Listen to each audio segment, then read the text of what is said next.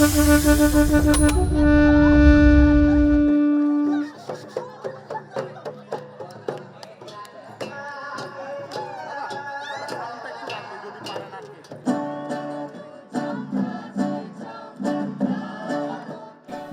ভাষায় গান আর নানা সাংস্কৃতিক আয়োজনে নাগরিক আবহে কিছুটা শেকড়ে ফেরার চেষ্টা।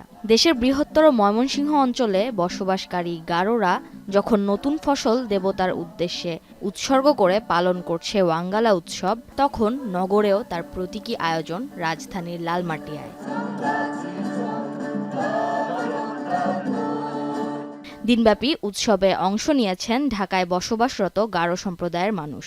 তরুণ প্রজন্মের কাছে তুলে ধরা হয়েছে তাদের ঐতিহ্য ও সংস্কৃতি।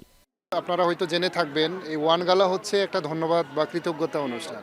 আমরা এই অনুষ্ঠান পালন করছি এখন শুধুমাত্র প্রতীকী হিসেবে আমাদের এই জেনারেশনকে জানান দেওয়ার জন্য, কারণ আমাদের জেনারেশন অনেকেই জানে না যে আমাদের কালচারের ভিতরে আসলে কি কি আছে, কারণ আমাদের ধর্ম এক জিনিস, কালচার আরেক জিনিস। উৎসবে অংশ নিয়ে উচ্ছ্বসিত শিশুরা অগ্রজদের কাছে জানছেন নিজেদের শেকড়। সবার আশা ধারাবাহিকভাবেই আয়োজন হবে এমন উৎসবের। আজকে আমার এখানে এসে খুবই ভালো লাগছে এবং আনন্দ লাগছে।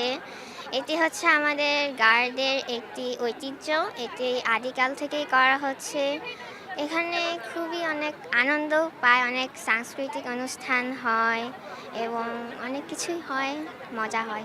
এখানে আসলে আমাদের যে সংস্কৃতি গারো, আমরা যে গারো সেটা সম্পর্কে আরও বিস্তারিত জানতে পারি, দেখতে পারি এবং বুঝতে পারি। ভালোই লাগে। আমি চাই যে এই প্রোগ্রামগুলো তার মানে বছরে যেভাবে হয় প্রতি বছরে, আমি চাই যে সবসময় হোক এই প্রোগ্রামগুলো।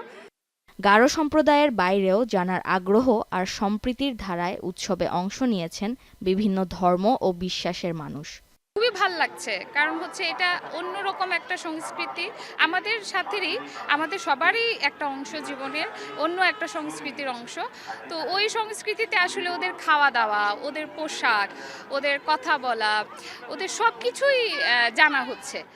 আয়োজকরা আশা করছেন এই ধরনের আয়োজনের মধ্য দিয়েই সংরক্ষিত হবে গারো সংস্কৃতি। আগামী প্রজন্মের কাছে আরও গাঢ় হবে শেকড়ে ফেরার আকুতি। তাজফিহা উখরোজ, এখন, ঢাকা।